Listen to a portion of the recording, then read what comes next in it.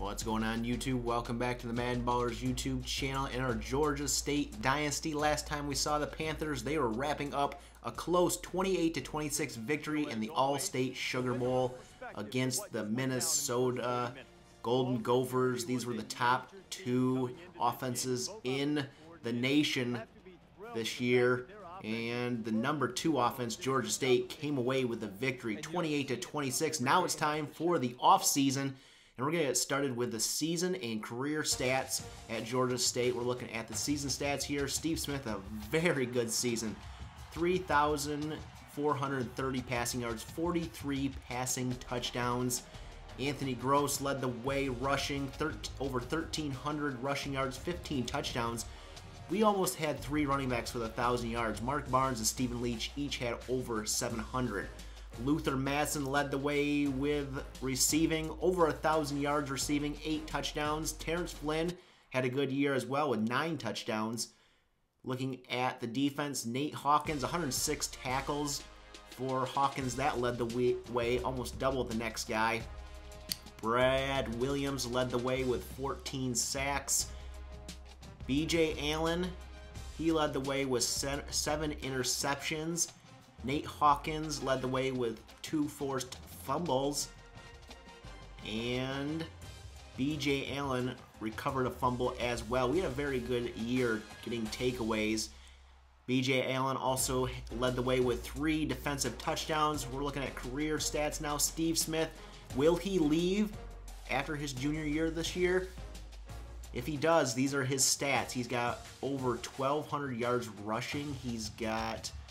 oh, this is Mark Barnes, over 1,200 yards rushing. Steve Smith, though, did have a very good year. Mark Barnes will be leaving us as he's a senior. Luther Madsen, he's got over 2,200 yards receiving. Will he leave Georgia State for the NFL or for graduation? Trevor Phillips, will he leave? He's got over 1,700 yards receiving. He's got 14 total touchdowns in his career. The tight end, Lavelle Hampton, once coveted recruit for Georgia State. He's a senior, and he was not really up to par with what we thought we were getting. He only played 2 years, really. Brad Williams, a senior. He had 58 total tackles in his 4-year starting career. Nate Hawkins, he's leaving. He played 2 years as a starter, 41 tackles for a loss, 4 sacks for him, and a few awards there, as you can see. Zach Glover, our senior kicker, who will be leaving. He was 58 for 65 in his 4-year career at Georgia State. And we're going to move on to coaching changes and players leaving. We're first going to look at the contract of head coach Chip Nolan. No extension. He signed that one a couple years ago, 7-year extension, and he's done very good thus far. 12-2, 13-1, 2 straight Sun Belt Conference championships, and 2 straight bowl victories in BCS bowl games. And we're looking now at the coaching changes, the head coaching changes. I'll scroll through these real quick for you, so if you want to see someone in particular, you can pause that. Though Georgia State, on a note, lost their offensive coordinator, so we get a new one. Players leaving, Isaac Washington, Isaac Cole, the 99 overall quarterback who was our backup, Brad Williams, all those guys declaring for the NFL, and a bunch of others leaving for graduation. But Isaac Cole, not a senior. We're going to try to persuade him to come back, guarantee him. What are we going to guarantee him? A conference championship? I'm not sure, but we're going to convince him to stay. Isaac Cole and Brad Williams do go in the draft. Cole, 1st round. Brad Williams, 2nd round. Cole didn't even start for us. He did play a few, though.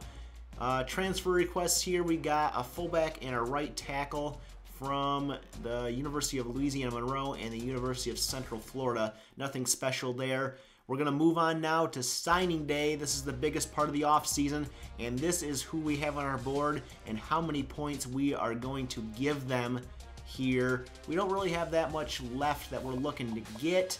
We're just hoping we do get these guys. We have some guys on here that we are not going to put any points on. We're hoping they sign with us. We've got 15 guys we're looking at. Who will we get?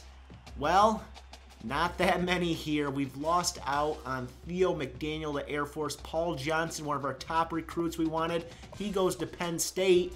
We get Dan Smart, the 79 overall cornerback. We get Daniel Thomas. We get Matt Alexander. We get some players, but not even close to what we thought we were going to get. And Georgia State ends up with the number 42 overall draft class. 4 4-stars, 7 3-stars. And we move on now to training results. Steve Smith, he can't get any higher. He's a 99 overall. Anthony Gross moves up +5 to a 99 overall. B.J. Allen +5 to a 97.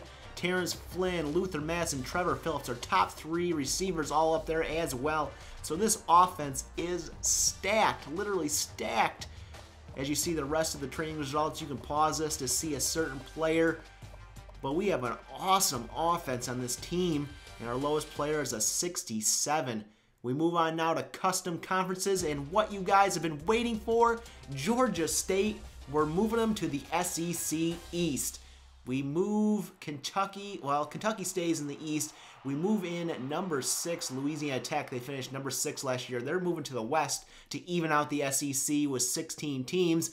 And now the 2021 schedule and preseason, you can see the players in red here. These are the players that are red-shirted, either the 2 that came over in from other schools and ones we redshirted. Those are the ones that will be sitting this year. And now our schedule, here it is. We open at home against Colorado State. Then we have a bye week. Then we are at home against West Virginia. Then we open up SEC conference play against number 16 Alabama. Then it's Georgia, Mississippi, Kentucky, number 23 Florida, number 18 Tennessee, number 10 USC, number 25 Missouri, and number 9 South Carolina. And we end at Vanderbilt. It's an A+ strength of schedule, so we're going to have an awesome year of games here for the Georgia State Dynasty. Hopefully you're excited for Georgia State to move to the SEC and have some better competition every week of the year. The 2021 Dynasty year is here. Georgia State's ranked number 3 in the country. Can they get a national championship in their first year in the SEC? Can they make it to the SEC championship game and win that? We will find out as year 9 of the Georgia State Dynasty happens. Hope you're excited. If you are, hit that like button, hit that subscribe button, and we'll catch you guys in the next episode when Georgia State opens up at home against Colorado State.